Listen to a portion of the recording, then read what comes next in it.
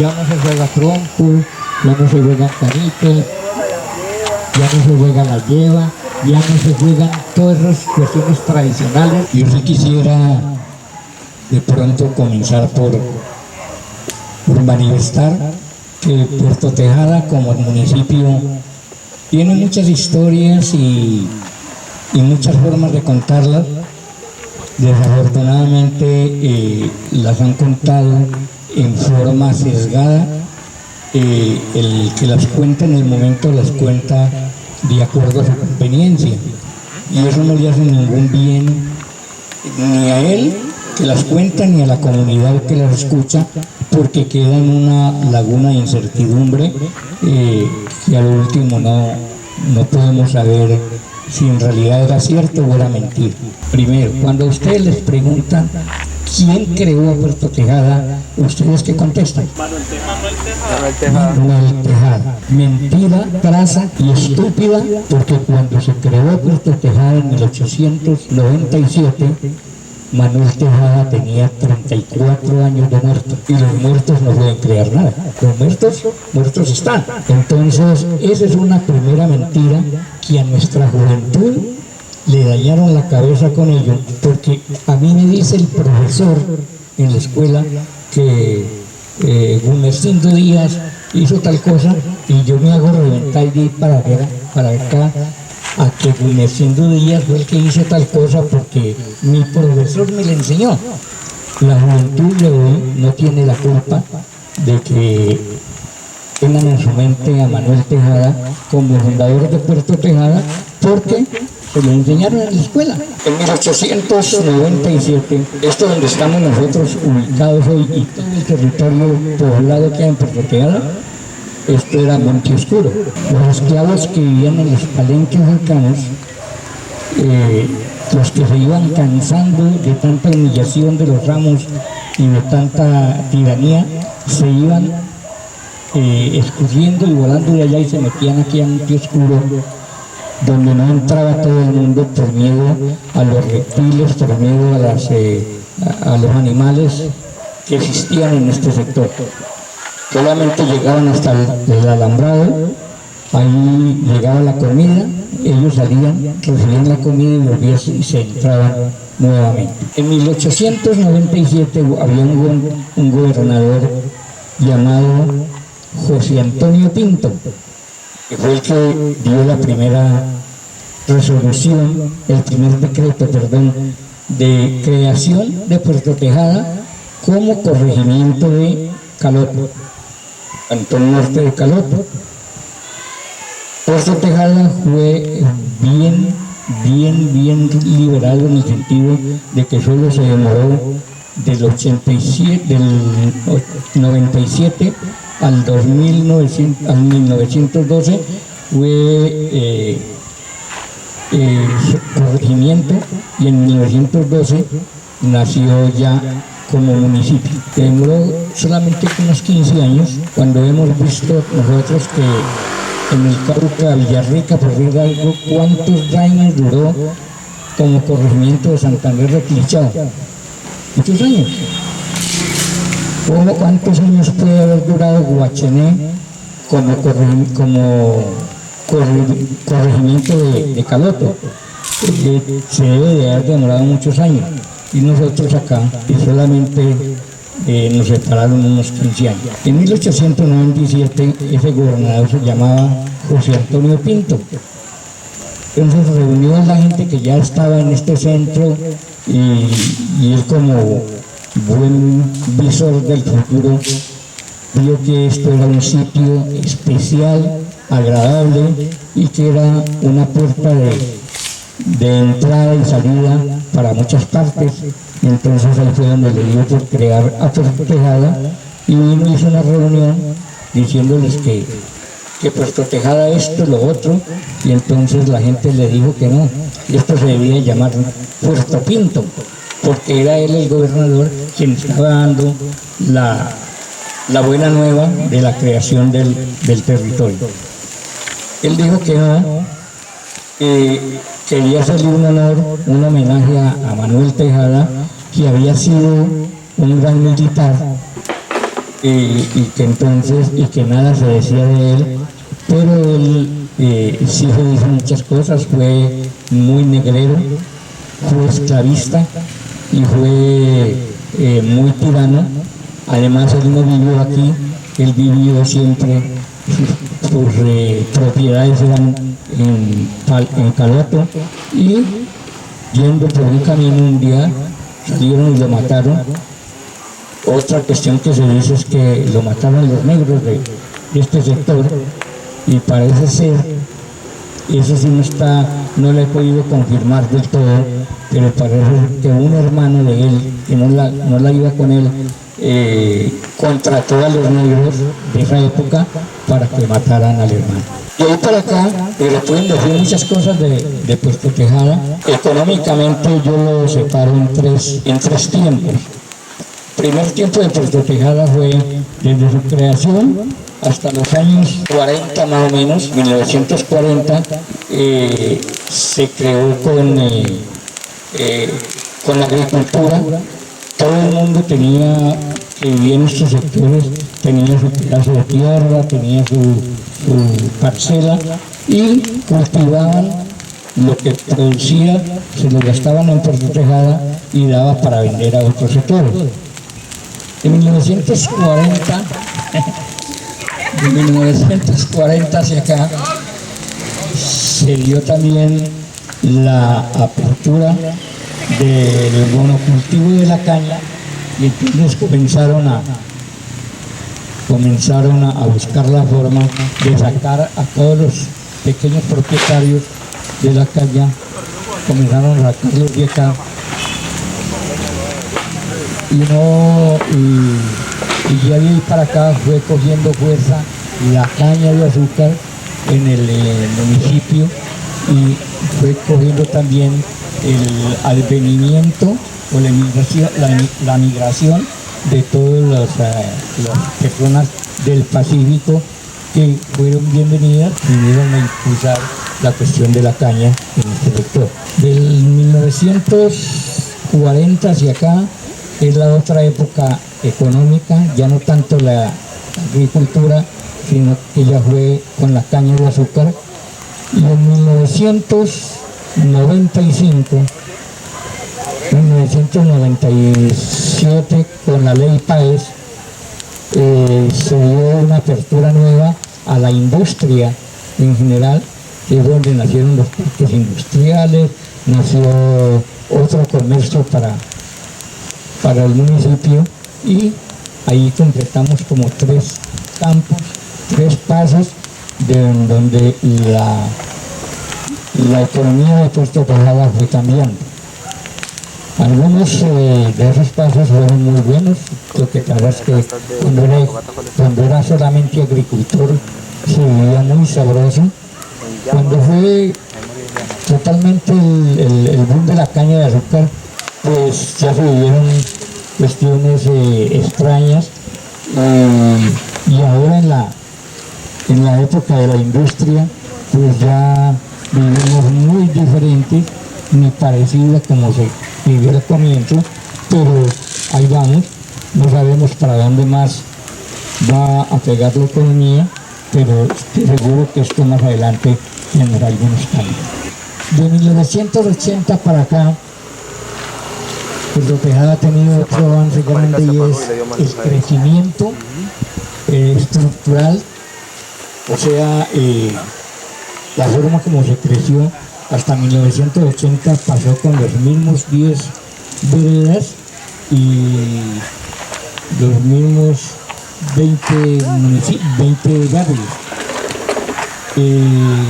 En 1980 nacieron las urbanizadoras piratas, en ese momento, porque nadie tenía permiso ni licencia para construir, pero se abrieron los nuevos barrios como el Espacio, el Porvenir,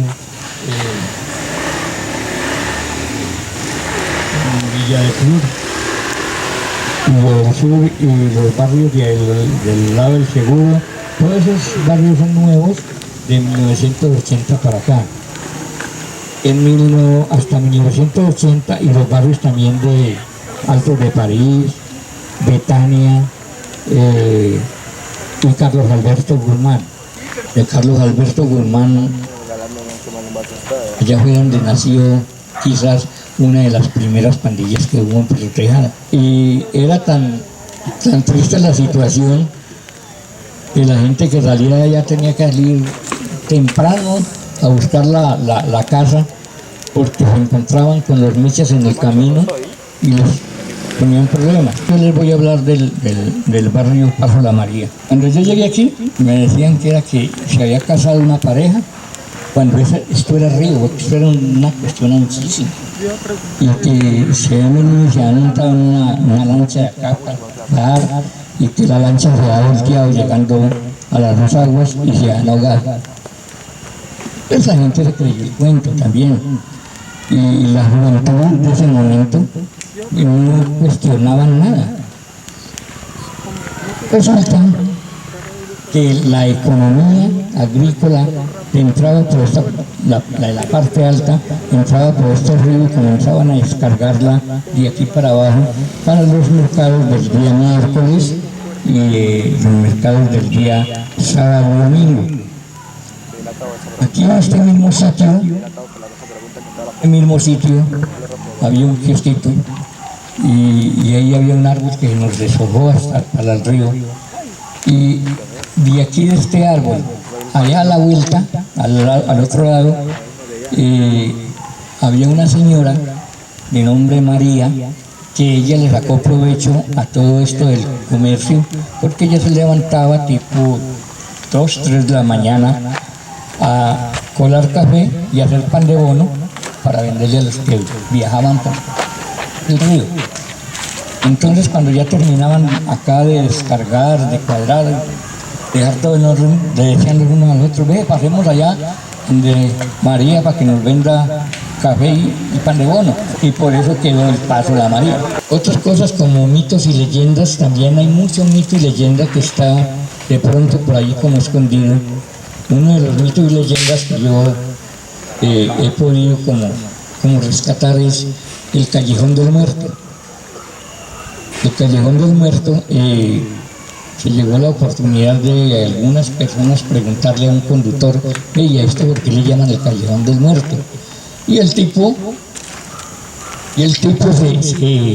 se desahogaba ligerito era que los muchachos de mala procedencia cogían los conductores, llegaban allí y si no conseguían lo que querían, metían los carros allá y mataban a los conductores. No se ha escuchado la primera vez que en ese sector haya muerto un conductor asesinado. No se ha escuchado. Él tiene otras condiciones que yo le llamo más bien un poco de rebeldía, y algunos habitantes de ese sector de no dejarse sacar porque los canicultores comenzaron a irle pagando los lotes a la gente como les daba la gana para que se fueran y ellos volver a hacer todo cañaluzal. Aunque hoy en día ya está también vuelto casi caña todo. Pero un señor, que no sé si de pronto algunos lo pueden haber conocido, le llamaban Santiago Miel, y aquí vivía en el barrio Betania. Es su tío. Bueno, entre otras cosas, le pido disculpas si digo algo no muy corriente a Santiago, pero es la historia, y él incluso cuando murió, que no hace mucho tiempo murió disgustado conmigo porque yo contaba eso. Vamos a darle un descansito. Ya hemos aprendido bastante de nuestra historia, de nuestro pasado. Todas estas cosas a nosotros nos dan un sentido de pertenencia, ¿cierto? Claro. Nos dan un sentido de identidad. Así que es muy importante que recordemos todo esto. Sin embargo, aquí no hubo un poblador, un conquistador o un fundador propiamente dicho, sino que fue una amalgama de rebeldes que se vinieron de los palenques que habían acá cercanos Ísamo. Bueno, acá más arriba están los palenques. Por Prosperar hay una casa en donde todavía uno encuentra los vestigios de las manos marcadas en las paredes, los sótanos y subterráneos que tenían allí. Entonces por ahí era más o menos la entrada. No, hay gente que busca la forma de cómo decir que el fundador o los conquistadores de este terreno, el conquistador fue fulano. No, aquí fue una amalgama de trabajadores que vinieron, hicieron su vida acá, abrieron terreno para que después entraran las demás personas a hacer su vida. Entonces usted nos dice que los primeros hombres que llegaron aquí entraron fue por Perico Negro. Creo que más bien como por Perico Negro es la dirección. Sí, porque por ahí estuvieron los palenques de Ísamo, otros palenques que habían cercanos, y entonces los que se vinieron y se fueron metiendo acá fue por no seguir aguantando la tiranía, que se aburrieron de la tiranía y la forma como los trataban. Y los propietarios, digámoslo así, hay que llamarlo así, que eran propietarios de esas personas, no se metían acá a Monte Oscuro porque habían animales peligrosos y les daba miedo. Pero más o menos por ahí es la dirección. Entonces que usted nos da respuesta de que Puerto Tejada o Monte Oscuro nunca fue verdaderamente un palenque. No propiamente un palenque. Se convierte como una especie. Si miramos la casa que hay allá en Coprosperar, la casa vieja esa, allá se encuentra uno, pongamos, cuestiones tan distantes de la misma construcción, porque las paredes son gruesísimas y se siente un ambiente pesado. No vaya y se siente un ambiente pesado, pero no vamos a encontrar o vamos a encontrar mentiras como que Puerto Tejada lo creó Manuel Tejada, ¿no? Sí, señor. Yo la creo en un momento cuando estudio, cuando voy a la escuela y la profesora o el profesor me dicen que eso lo creó Manuel Tejada. Luego salgo a la calle y me hago reventar sacando la cara porque me lo dijo el profesor. Pero resulta que nosotros no sabemos, ese profesor que le está diciendo a la niña o al niño eso, también si le tocó estudiar acá y también le habían dicho lo mismo. Usted, de todo lo que ha investigado, nos podría decir, aparte de Isidro Casarán, que cuentan que fue uno de los primeros negros que habitó aquí en Monte Oscuro, aparte de él, ¿qué otros llegaron juntos con él?